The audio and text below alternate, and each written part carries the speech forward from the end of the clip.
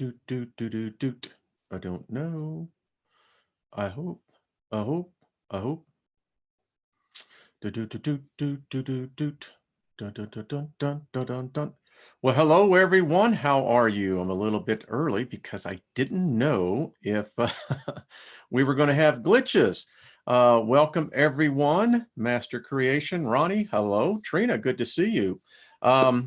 Yeah, I think I found what maybe the cause of yesterday's hiccup. When I was scheduled to go live right here in Denver, in fact, the whole Rocky Mountain area, we were getting hit with that geoelectric storm. And it had a lot of systems around in the area. So there you go. Goes to show you how it can be localized, and where you get a general, where we were, I think, in a KPX 4, I think, maybe 2. I'm not sure. It's right in there. Well, it just so happened that our part of the world, we happened to be at the prime spot. And as a result, things were going haywire. So there you go. Well, Warrior Princess, hello. Hello, Mr. Smith. How are you? Jamma, good to see you. Heather, Deborah. Well, T. Witten, good to see you as well. Ray, hey there. Slightly slanted sleuth for the truth. Chris, how are you doing? Well, interesting times we live in, is it not? I'm sure that you folks on the East Coast or probably have heard enough, but we as a species, and particularly when you look at whoever this dark overlord, maybe it is just the chaos theory, but we do thrive on fear. I mean, if you listen to some of the headlines, which I don't, I just merely will look very briefly online, but it seems like there is a catastrophe of biblical proportions going to hit the Carolinas. Folks, there have been Category 3, Category 4, Category 5 hurricanes. And yes, the wind blew, the waves rose up, but people survived it. I remember, could you imagine the storm that hit Galveston, Texas? I think that was what, 1909? Wiped out the whole freaking city. And those were catastrophes. Those were storms that really were big. I think sometimes we get so overhyped that it's great for headlines. It's great for pulling people in, because I'll tell you the honest truth here. We love fear. You love fear. I love fear. It's as good as sex. You doubt me? Think about how you like being scared, or how you like scaring other people. Or how about this? You go to a scary movie. Now, I know there's going to be those who are going to say, oh, well, we've ascended above that. Well, I'm talking to the common folks, though. The fact is, it stimulates us. It releases endorphins. And, it's like anything else. You keep the volume at a certain level, fear becomes addictive. It becomes something that we look for, and that's why people do roller coasters. I mean, you're not going on there because it's going to be a raft ride around a pond. No, you know what's coming, and it's going to take you up, and boy, you love going down, and it's just the way it is.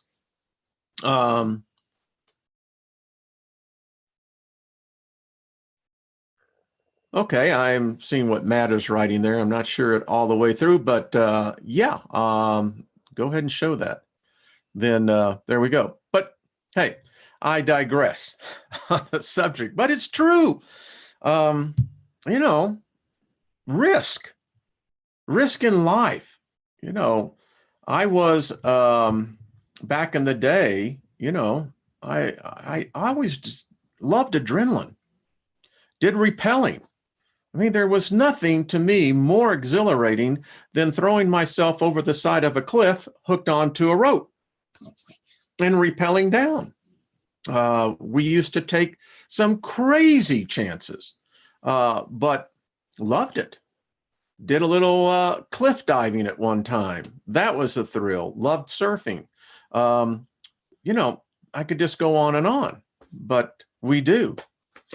Fear is just another form of energy. You are right, Karen. You're absolutely right. That is spot on.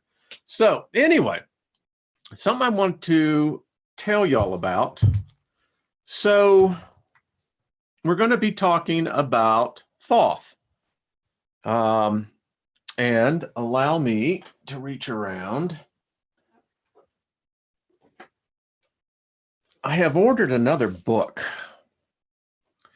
And I'll just share this with you. You know, everyone, I got, this edition with all the spells in it. So I'm reading last night.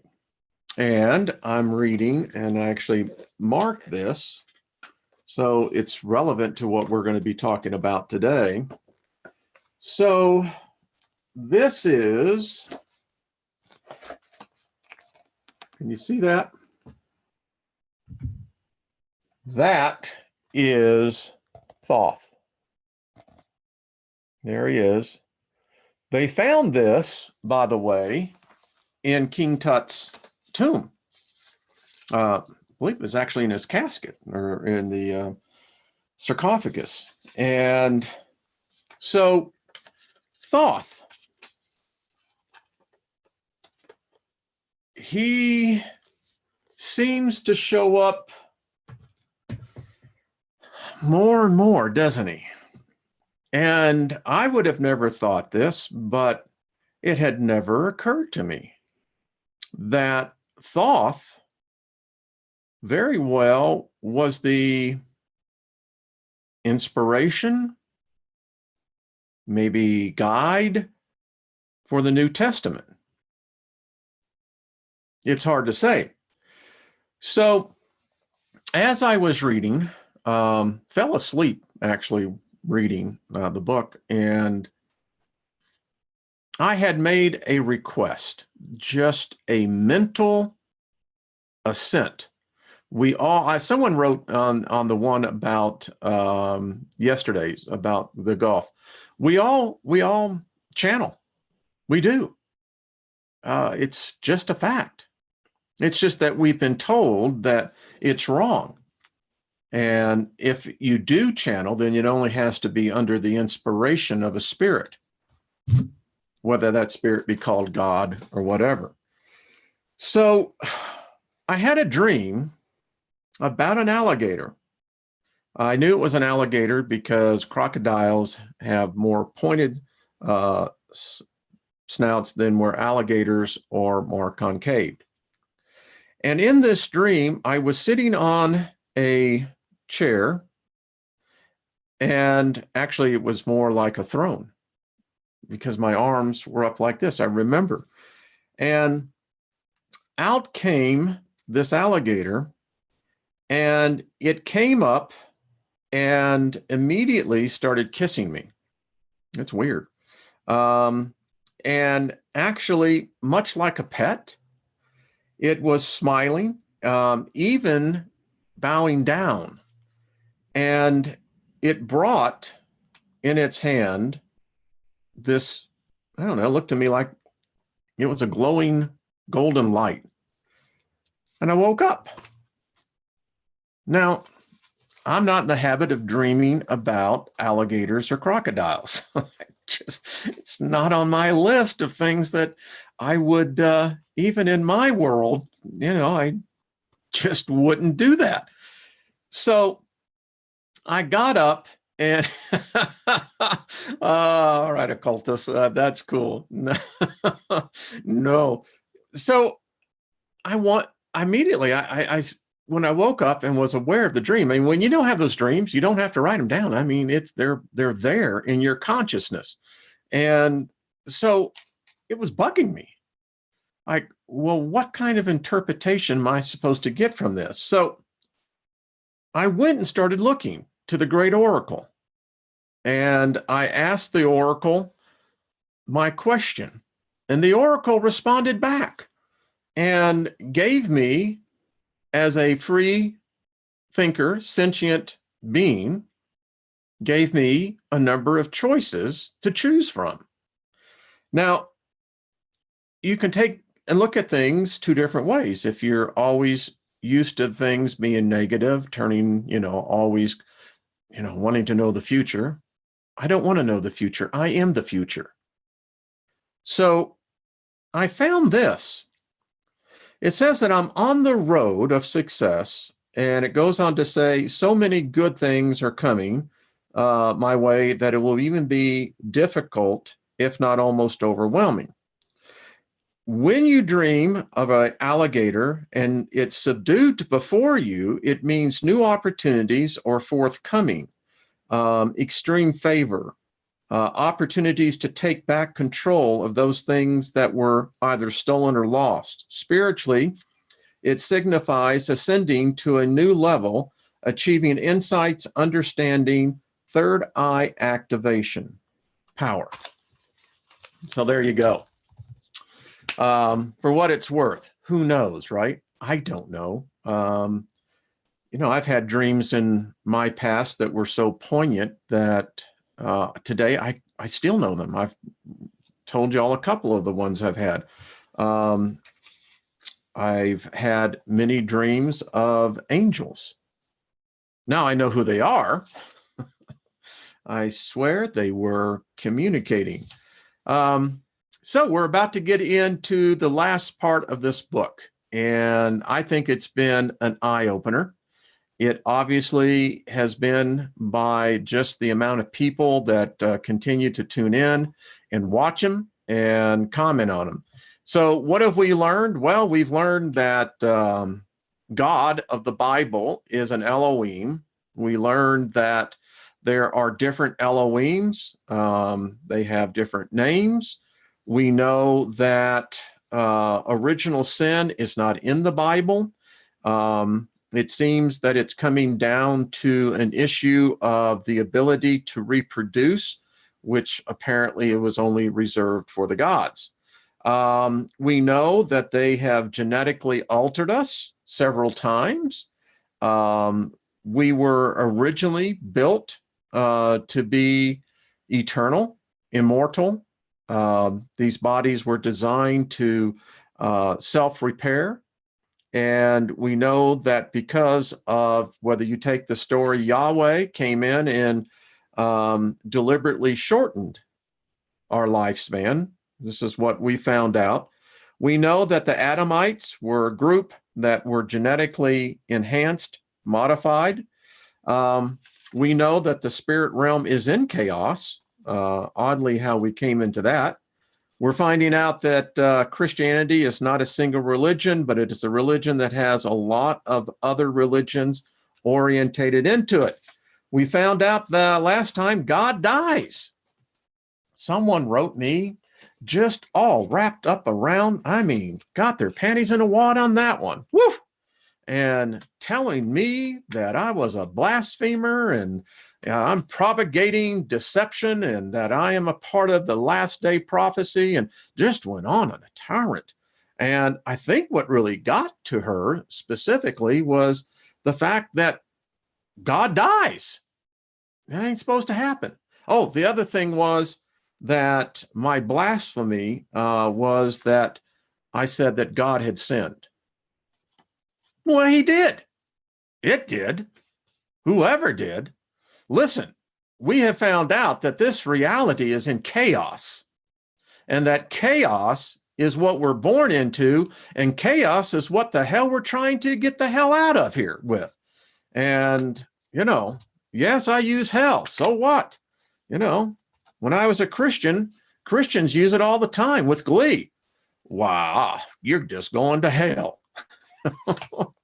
Heard that more than once, and it's one of the great things that you can say, in cussing and not consider it to be a sin. Yeah, exactly, Brian. How dare I? Like, man, you know what I did? I wrote her back and I said, well, be that as though it may, the only thing I know is love. Because if I don't show love, then all I'm doing is a conduit in the channel of hate. And I think there's far too many conduits of hate right now, just my take, You be you. Yes, Gemma, that's who I am. And I've been on the planet too long to, we always change, but it's like a house. Once a house is built on a sturdy foundation, you can do all sorts of remodeling. Why, you can build it up and you can tear it down and you can rebuild upon it. The thing is the foundation. The foundation has got to be firm, solid, like a rock, Yeah. Satan is nothing but a horny devil. Well, there you go. By the way, odd that you should mention this. So on a fluke, someone suggested a book and I went ahead and ordered it. And it came in, and let me get this. This is going to be an interesting read. I'm not sure if I'm going to share it, because right now I really don't know much about it. I have just kind of skimmed through it, but wow. Knowledge comes in many flavors and many different shapes and forms. And as what was the Forrest Gump said, you just don't know what kind of chocolate you're going to get. So this one here is called The Sacred Mushroom and the Cross. Holy crap, folks. I mean, this is going to be an interesting read. There is no doubt about it. Just the forward alone says, oh boy, this is going to be an interesting read. Yeah. So let's get right into the reading here, because I like to get it out today because this is going to be fun. Esotericism is a term normally refers to a set of secret teachings that are often inaccessible even to the initiates themselves. In this case, they are worshipped without trying to penetrate their wisdom. Much more often, the teachings are secret because this knowledge is only taught within what we call in the Greek esoterikos, the circle of teachers' discipline, and cannot be disclosed publicly. There's a truth here. And this is more profound. And I want to make a comment here. So this is kind of like my little note here. If you take the Bible, and let's take the scenes of Daniel. Now, Daniel gave a lot in his writings about the end times, supposedly. Some say that those have already happened. Who knows? Makes you kind of wonder what we're in, right? But it said that in the end times, one of the signs would be that knowledge would be made available. Basically, we could say worldwide. Now, you would think that that is a good thing, but apparently it's not. And as much as I despise these overlords, those who have had knowledge and then charge for it, there are those who have knowledge and then restrict it. It's very evident that there are just some minds, some souls, who once they attach themselves, much like a tick, a leech, a parasite, to the nourishment of a religious doctrine, it's very difficult for them to disengage from that food source that they have become reliant upon. I think that's a damn good metaphor, folks. Think about it. So they restrict the knowledge. Kind of maybe adds a lot up. Teachings like magic, the mysteriophysic religions, chemistry were considered esoteric. That is, they were transmitted only to those disciples who were deemed capable of understanding, there we go, therefore worthy of receiving the knowledge. You know, the teaching of Christ in the Gospels, he said as much as this as well. The one that always stuck with me, he who has much, much more will be given, but to him who has less, even that which he has shall be taken away. Now, I interpret that as to knowledge, wisdom. If you don't use it, you're going to lose it. That's not original.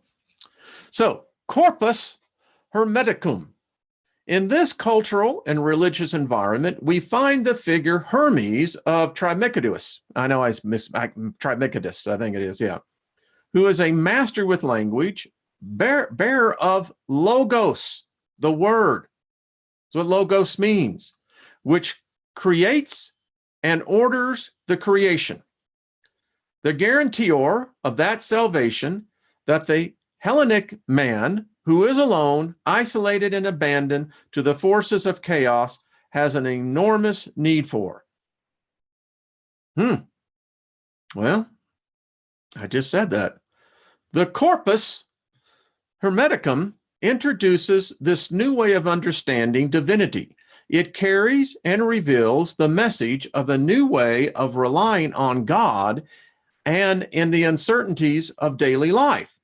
For its contents and the way they are treated, the corpus certainly is an esoteric work addressed to a small group of initiates, people who are able to understand the hidden meaning in the words of revelation. Yeah, okay. The Polymadraeus, the first treaty, logos, of the Corpus Hermeticarum is the, and I think I said Polymadraeus, is the title commonly translated as man's shepherd and indicates the typical figure of God who intervenes in daily life with the aim of directing, guiding, protecting the flock who, without him, feels lost and at evil's mercy. The Polymadraeus thus bears the figure of the Savior that the people are awaiting. He is the Nous, the supreme mind, the Father who spontaneously decides to reveal himself to the people through his intermediary. So why should God feel this need to intervene in human history and stand before his creatures? Because he loves man. Anthropos, the primordial man, the Adam of the Bible, made with his image and resemblance. This is the man who is guilty of a crime that makes him imperfect, and the one who has become mortal in his body. This man is offered the opportunity of a new and definitive salvation. He is to obey his shepherd's word, logos, and so walk the way that will reunite him with his divine Father. Again, who is daddy here? Who is Jesus's daddy? Who's the Father? And I know this is cause I've gotten some, and I appreciate some of the discourses I've had. If you take the Bible as they taught it, it's Yahweh. And quite frankly, I don't like that dude. And I don't think there's a lot of us who do. But who is the divine Father in this case? Or are we talking about something that they made the mistake of trying to associate a genealogy to that never should have had one to begin with? I continue. At this point, it is very interesting to have a look to the description that the Polymadraeus makes of this God revealing to man. In paragraph 5, we read the following statements. The light that I mind your God, that is the light I that am the mind am your God. Now, I'm not going to read the Greek because I am not that fluent in Greek, and you and I don't want to go down that road. It's hard enough to get what they're writing. You know, the thing I've been researching, no one ever researches the writer. No one questions the mind of the writer who is writing supposedly sacred text. Just like this says, the light that I mind your God, that is the light that I that am the mind am your God. The from luminous intellect, Logos, Son of God. The one am I from the luminous intellect of Logos, Son of God. Now I can begin to hitch my wagon up to this team of horses. What in you observing and seeing, Logos of God, the instead mind Father God. What in you sees and observes is instead the mind of God Father, Logos of God. Now that's a lot more different than what they put in the book. You know, when Shakespeare rewrote the Bible and then published it under, I guess, his real name, Sir Francis Bacon, he altered it. He was so arrogant, Bacon was, and he was Shakespeare, that he was a master magician. Fact, folks, just read the real history. And you can see this is not talking about an Elohim. Now, it's using small God, which tells me there is yet something below the intellect. And what I'm reading here is that this is saying the Son of God is not the son of a God as we know it. He is, but he manifests himself as male, that he is the luminous intellect word of God, the creator, the source, the one. It changes the whole dynamics because there's not a religion in here. There's simple knowledge. In section 12, we read, the of all things, Father, the mind being life and light, mind being life and light is the Father of all things. Wow. Section 21, of light and of life is made the Father of all things. The Father of all things is made of light and of life. Well, now this is a complete different description of the God of the Old Testament. This is something different. This is a new personification. And you know, there is a debate amongst modern theologians that are saying Christianity has to part with the Old Testament, that the Old Testament runs in contradiction to the teachings of the New Testament.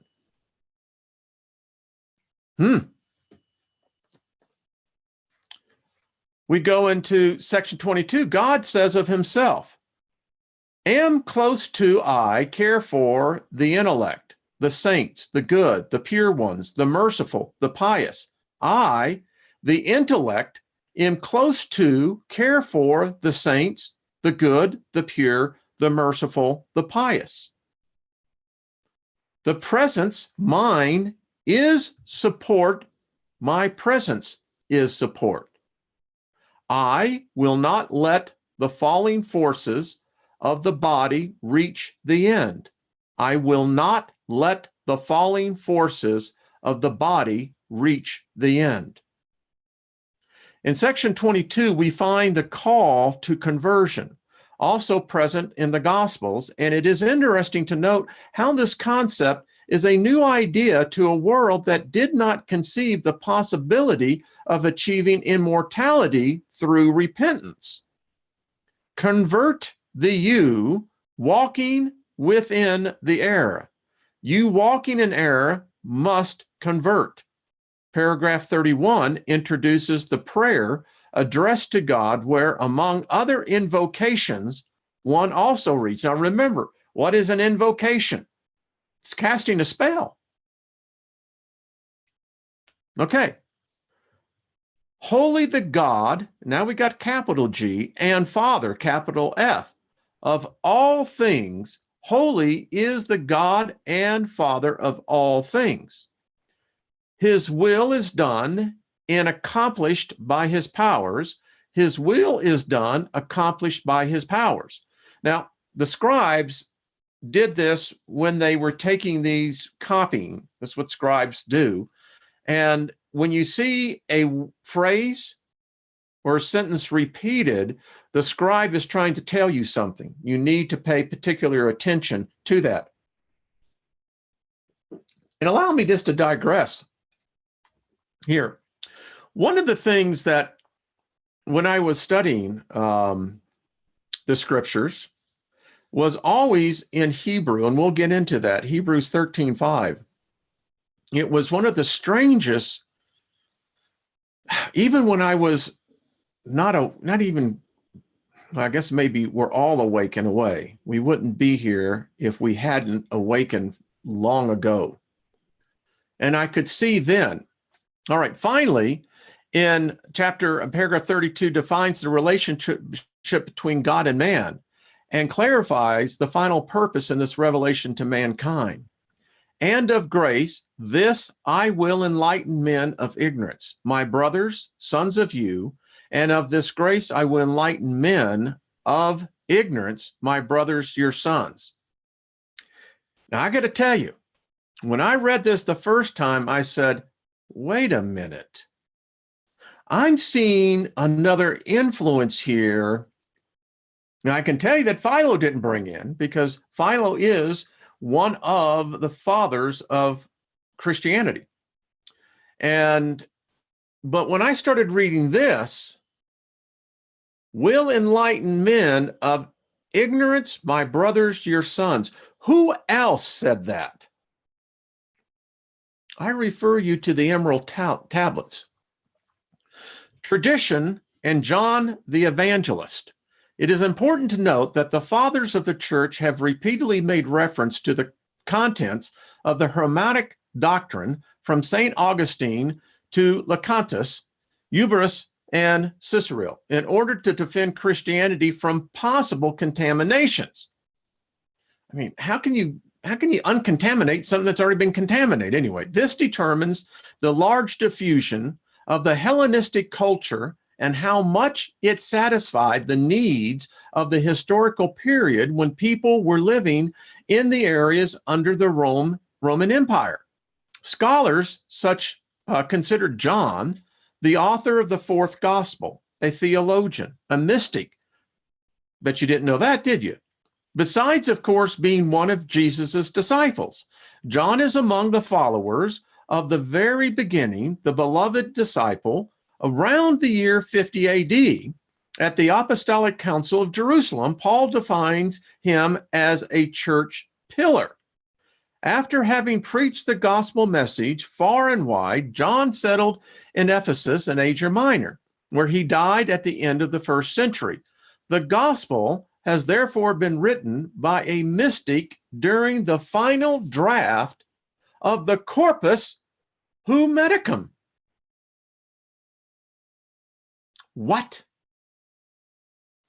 The contemporary nature between the two compositions can perhaps explain some more concrete connections with regard to both the theological mystery establishment as well as the literal writing. But even if we don't want to necessarily find clear links, we cannot help wondering about the different influences impacting the two pieces of writing. Indeed, the doctrines contained in the Corpus Hermeticum were developed in the centuries preceding the advent of Jesus Christ. And so prior to any possible elaboration made by the mystic writer of the fourth gospel, whoever he was. It should be noted that the story of Christ for John is the beginning of a new era. The advent of an age when the divine word was revealed to men. Jesus, who defines himself as the good shepherd of men, says, I am life, light, and truth. In this gospel, the narrated historical events are chosen on the basis of their specific value as signs. Their symbolic and revealing meaning of the hereafter through a profound theological reflection. And may I add here, when we talk about the writer, the narrator of the story, and they're trying to bring in historical events in order to validate, to authenticate, to bring credibility to their story, here's the problem. It's selective historical events, because history shows that when these gospels were supposedly unfolding, we know Palestine, Judea, was under military rule and occupation. Wars were going on. Tens of thousands of men were dying. Terrorist attacks. Yeah. Read the Maccabees. In this gospel, it is often a difficult language, intelligible not by anyone, a language that uses philosophical categories and cultural patterns typical of the educated class of the period, those social classes able to grasp the hermetic and esoteric messages. We even see this today. This channel teaches Gnosticism. It teaches theology. It teaches philosophy. And we know some people can't handle that. It was these teachings and instructions that built up the deep religious syncretism that we talked about earlier. Let's have a look at some passages of the fourth gospel that shows those coincidences that appeared weird in a book that should be inspired by God himself. We have chosen to refer to the Greek text in order to get also the literal correspondence between this text and the aforementioned Paimentos. The symmetry will help the reader catch the meaning of what we are going to be discussing later. In the prologue of the Gospel, chapter 1, we read, "In the beginning was the Logos, the Word, and the Logos, Word, was with God, and God was the Logos, Word." Anyone who reads the New Testament knows that's John 1:1. But maybe John was never meant to be a gospel. We go on. All things came into being through him. And I got to stop here to those that struggle with this whole concept of evil. It was created by God. It says right there, all things. It didn't say some things, only good things, only the pure things. All things came into being through him. In him was life, and the life was the light of all people. We have seen his glory, the glory as of a Father's only Son, full of grace and truth. From his fullness we have all received grace upon grace. In chapter 3:19 and 35, Jesus and John the Baptist say, "Light has come into the world. The Father loves the Son, and all things has placed in his hands." Chapter 5:24, speaking of the mission of the Son, the power over death, Jesus says as himself, "The one of my word listening and believing has passed from death to life. And yet in chapter 8:12, he says, I am the light of the world. In chapter 10:11, he says, I am the good shepherd. Later on in chapter 10, while defending himself from the accusations of blasphemy addressed by the Jews wanting to stone him, Jesus pronounces the supreme declaration that corresponds to what we read in the Parmenides, paragraph 5, where it is said that the Logos coming from God, the Nous, is the Son of God. John 10:36, thus we read, the one whom the Father has sanctified and sent into the world, because I said, am I God's Son? If you make a quick comparison with the quotation from the Parmenides, there are many correspondences between the two texts, which suggest a possible cultural and religious common basis. The author of the Gospel of John proceeds from a completely different basis, inspired by the story of a man, Jesus Christ, supposedly, with whom for some years he had lived with and shared experiences until his death. On this historical basis, consisting of both important and seemingly inconsequential daily life experiences, the author of the Gospels inserts his philosophical and religious speculations, which have much in common with the corpus hermeticum, generally speaking, and particularly with the Parmenides. Hence comes the doubts, and hence the questions arise about the origin of the supposed inspiration which led to the writing of this text that Christian religion believes to have been dictated by God himself. Wow. The Bible tells us about beings that have come from other worlds and created mankind. Over the centuries, these beings have been transformed into divinities, and the original plurality has been reduced to a single God.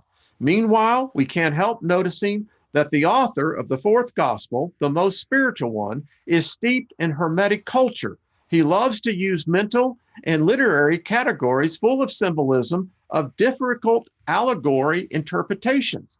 This is why it seems reasonable to ask questions. First of all, the one that entitles the chapter.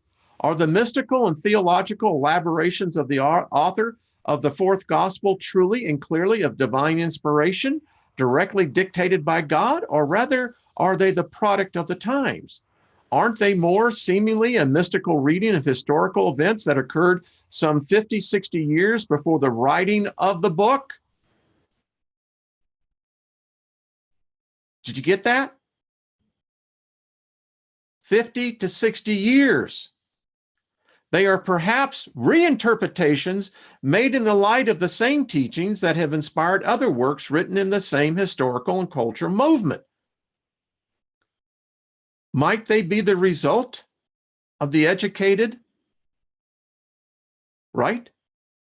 The looking for a new concrete and persuasive answers to mankind's anguish, considering that mankind had for centuries no longer enjoyed any direct relationship with deities and was therefore desperately trying to recreate it again.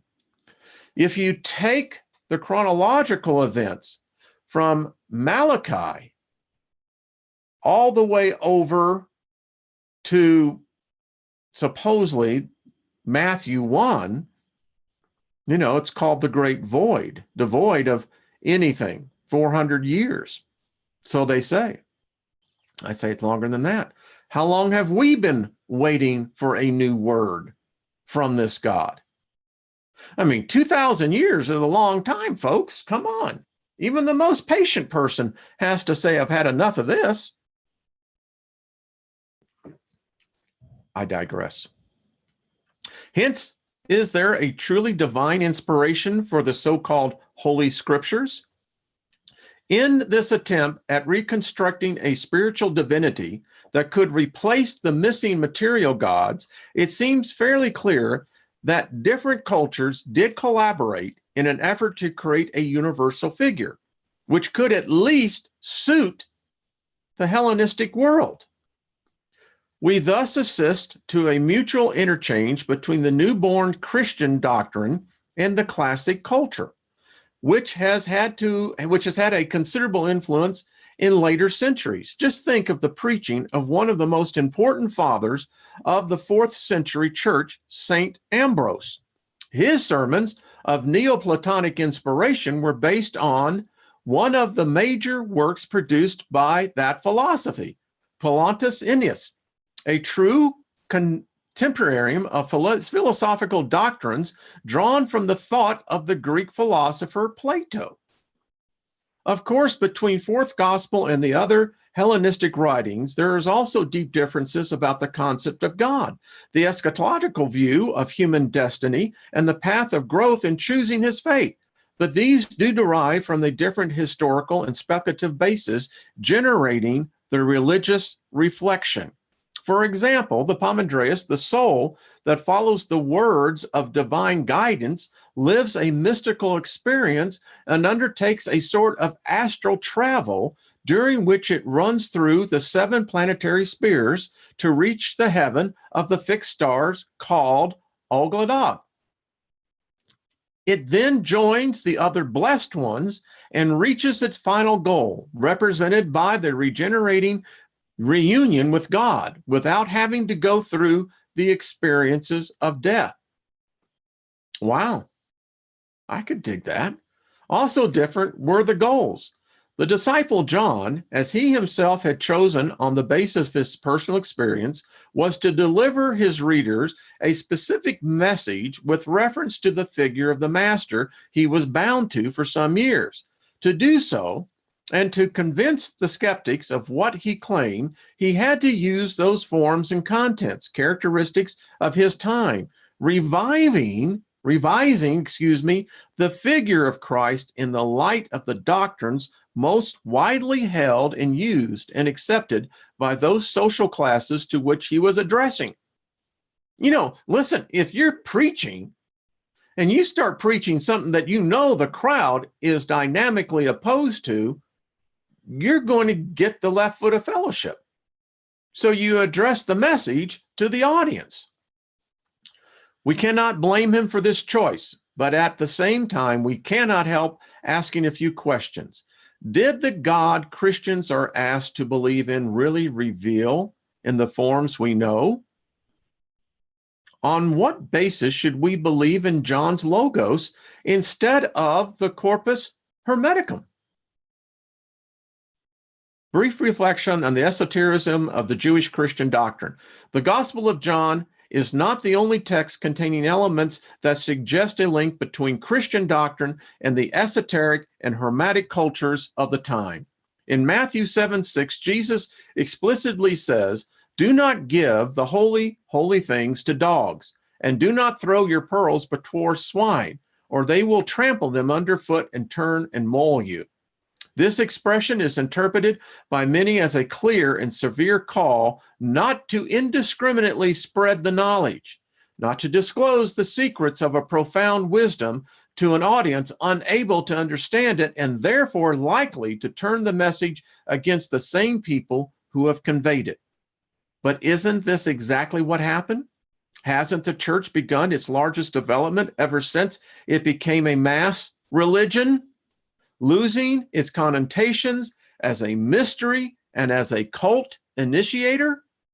Yes, it is Jesus himself who openly reveals his desire to talk to a few, to communicate only with those who are able to understand, to unveil the true knowledge only to those who are ready to receive it.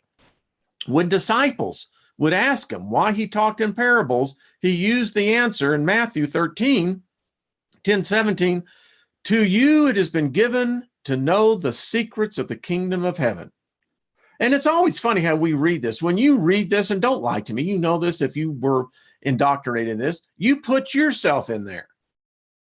To Wayne, to John, to Mary, is it been given to know the secrets of the kingdom of heaven? But to those others were not given, because seeing, watching, they do not perceive, and hearing, they do not listen, nor do they understand. Hellenism, folks, the Hermetic.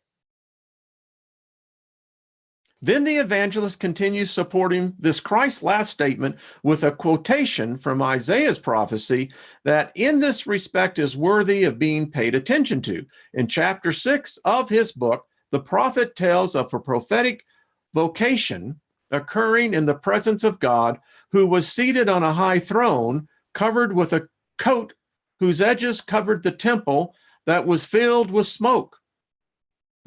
While 6 winged serpents, remember, who were above him screaming, "Holy, holy, Yahweh, Travasoth," Isaiah offers his availability to God, who tells him, "Go and say to his people, keep listening, but do not comprehend. Keep looking, but do not understand. Cover with grease the heart of this people, and its ears weighed down, make dull, that in his heart do not comprehend and turn or convert and heal to or for him." That's cold, man. This very severe statement gives a certainty. Very few people are able to receive the word, the logos, and theirs will be a holy progeny. The same message is also recorded in 2 other books, Mark in chapter 4:10 and Luke 8:10. In conclusion, in several writings, we find parallels between the so-called revealed books and the works of the period thinkers, marked by the examination and controlled disclosure of the esoteric doctrines. Still, in the figure of Christ and in the entire history of the origin of the Jewish people's monotheism, there are elements that contribute to doubting about the supposed divine revelation of the so-called holy books. However, the task of this book is not to make a detailed analysis of the relationship between this religion and the thought which constitutes the original esoteric nucleus of all great religions. Here, we wanted to understand if our doubts do have concrete foundations, to analyze those coincidences, which are sometimes strange and sometimes enlightening, to highlight all the incongruities that have compelled us to ask, is it possible that the Bible as a whole has been truly inspired by God, the one God? Thoth and the Judeo-Christian thought. We now analyze the figure of Thoth and some other curious parallels between the wisdom he passed on and the origins of Jewish Christian religions. According to Egyptians, this God knew all mysteries and wisdoms and could dispense them to a few initiates he would choose. He himself wrote this secret knowledge in 36,535 rolls, hidden underground for the benefit of future generations. Thoth was also often depicted in the Hall of Judgment in the act of judging the souls that appeared before him after death. This God then was legislator and judge, and accordingly, in the Egyptian Book of the Dead, there we go, there is a formula that all souls had to speak before him in the last judgment, and we will cover that word for word, not in this session, but later. In that decisive moment, the dead souls, besides other things, had to say, "I have not despised God, I have not killed, I have not committed fornication, I have not robbed, I have not violated someone else's woman, I have not cursed, I have not bore false witness." How can we fail to immediately grasp the almost literal correspondence between this confession and some of the commandments which God gave Moses on Mount Sinai?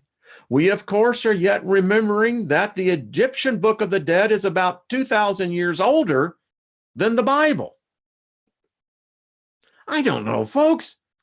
Which one are you going to put more stock into? Coincidences become even more amazing if we consider that while the Old Testament tells us that Moses' tablets of the law were written by God on stone, in the Book of the Dead, we read that this chapter was found on a brick placed under Thoth's feet and was written by this God himself. In the same Egyptian work, there is another really disconcerting expression for its affinity with one of the central elements of Christianity, the Eucharist. Indeed, in chapter 102, it reads, "To have eternal life, communicate with my consecrated bread, and later on, drink my wine, it plants sprout over Osiris's body." In this regard, it is interesting to note that Osiris and Thoth were often identified in Egyptian religion, and that Osiris is the god who is killed, resurrects, and then from his body makes wheat and new life arises. Osiris is not only the figure whose divinity finds its proof in the ability to win over death. We have, for example, Dionysus, Adonais, Tumas, the Phoenician Adonais, Dimitri, celebrated with the Eleusinian mysteries, Mithras, who was worshipped in Rome, and Sol Invictus. Where do we see Sol Invictus? Well, just go to the Vatican. The sun winnowing over the death darkness, and whose birth is celebrated on December 25th. All of these were gods whose death and resurrection were annually celebrated. They were guaranteed to return to light and life after winter's darkness, which represents death. The God who guarantees rebirth for his followers by providing them with food is not a prerogative of Christianity. The Indian Brahmins taught that the rice bread offered to the deity during the sacred ceremony would become God's real flesh. The Aztecs celebrated a real rite of communion. Convinced that they were eating God's flesh, they consumed bread made of maize, beet, and honey, which had been consecrated during special ritual ceremonies.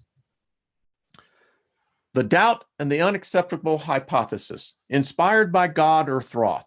This question does not pretend to affirm such an unrealistic alternative, a non-existent rivalry between two gods in the run for the authorship of the sacred books, or at least those books that are considered as sacred.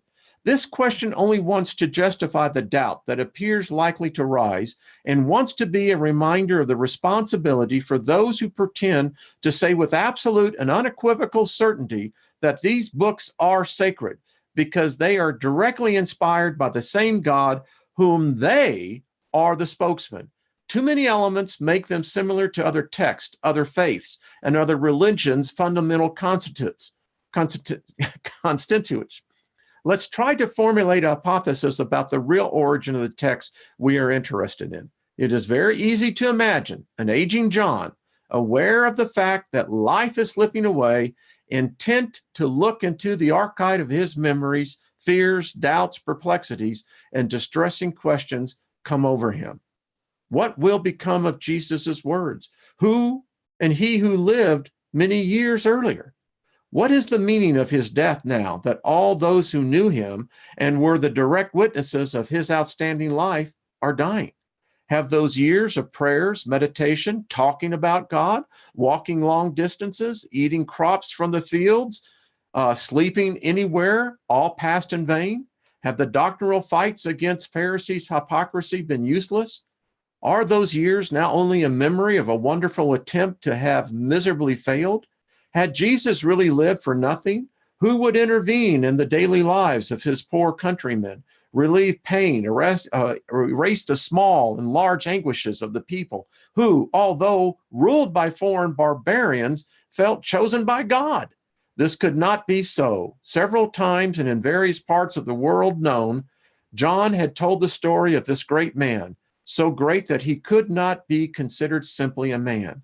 He had a special light inside, enabling him to speak as even the greatest teachers of law could not do.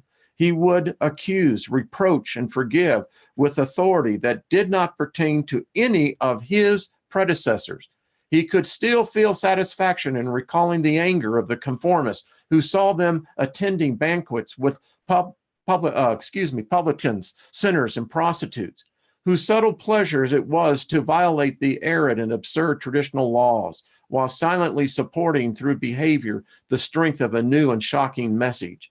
How could one let go the story of a man who lived so extraordinarily, It was nice to live with these certainties. They made you feel master of your own life. In those days, nothing could disturb the serenity and the power that arose from the certainty of the imminent coming of the kingdom of God.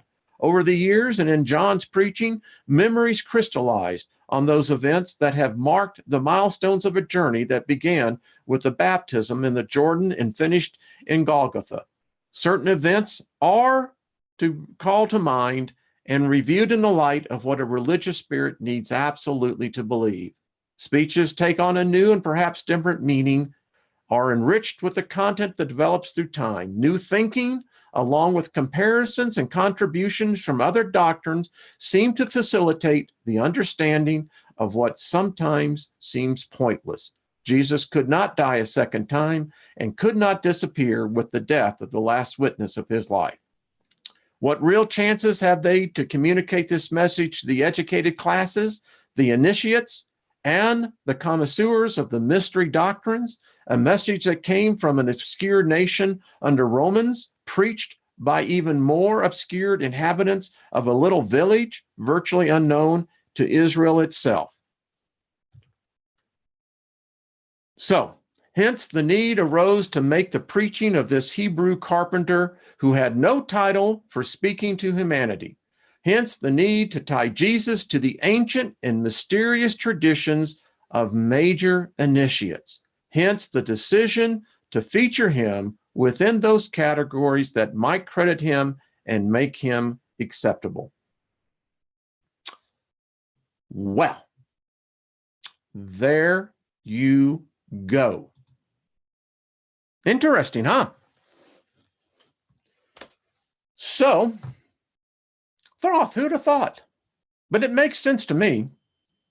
I mean, our ancestors had knowledge that, as we are learning, and we're going to learn in other books, has been hidden. You know, I did this whole series called The Hidden Knowledge Wars. And this is a continuation of it. I found out almost 2 years ago through a correspondence that there is this tumult going on. There are some of the chosen classes, they call themselves chosen, that despise commoners like myself and others getting access to knowledge. And then, as my dream represents, it also means activation of the third eye. I think that this group here is a group of initiates. And if I could be so bold to say, there are others channeling the same message, the same goal, knowledge from many different spheres coming together. Could it be said that this is a form of initiation within itself? We've lost the schools of the initiates. The Harry Potter series was about teaching. It was much more deeper than what people give J. Rowling's credit for. She was communicating something. Is it as Dr. Miller said, that the new science is going to be the rediscovery of magic? Can a 21st century mind coexist with both magic and technology? Are they two opposing gods? Or is one God going to, how shall we say, make use of the power of the other to its advantage? Well, thank you from Cape Breton, Nova Scotia, east coast of Canada. Harley, thank you. That's very kind of you. We could maybe redub this, the Hall of the Initiates. I'm going to seek out more guests that can bring them on. Go and check out Sovereign Key in her new video. It's a long one. It's about 3 hours, but her and her associate, some very profound knowledge being brought forth. This is the knowledge, the Hermetic curriculum. I think this is part of it. And as we go forward, I think we're going to be able to discern more and more of this. So, Thoth is the keeper of records and knowledge using crystals. Yes, and Karen, we're going to make this work on Friday night, folks. And the reason why, I have an inner witness telling me there's something about, having, and these were sent to me by Karen. They're just beautiful. And I have other pieces. I share these with other people. But imagine if we can start getting a collection. Lovely sheep.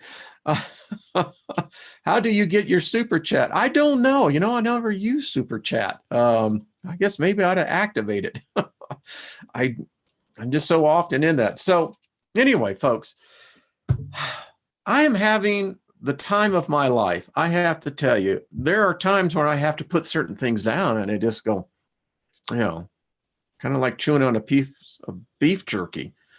You just want to keep chewing on it and you're not sure. But anyway, all right. Well, I've kept you an hour now, a little bit longer than that. Thank you all for coming in. Lovely sheep, thank you. Email me. Love to talk to you. We're going to learn some stuff. I just want to share something to you. I woke up this morning as well, having this dream. But I know it's hard for some of you. I think for a large percentage, many people are struggling. And it's part of, I think, the rite of initiation on knowledge.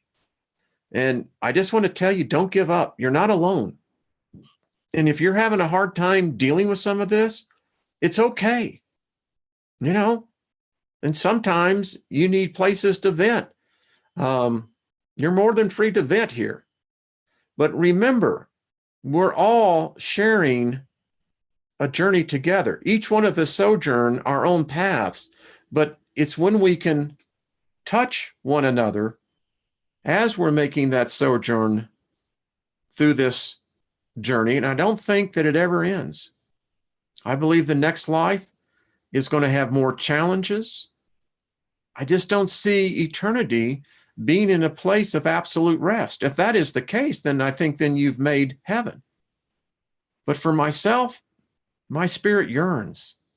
I want to be as Thoth when he went out and as he began to travel through the different universes and in this universe, as he began to see other planets, other worlds, people in different forms of development. He wrote that there were some that had spiritual enlightenment beyond imagination, others who were struggling. I think we're one of those planets who are struggling. But I think a lot of us are going to make our way. I really do. Hey, folks, I appreciate you. Thank you all for coming here. You are the best. Yeah. Yes. Yeah. Someone said the vets need more help. I agree.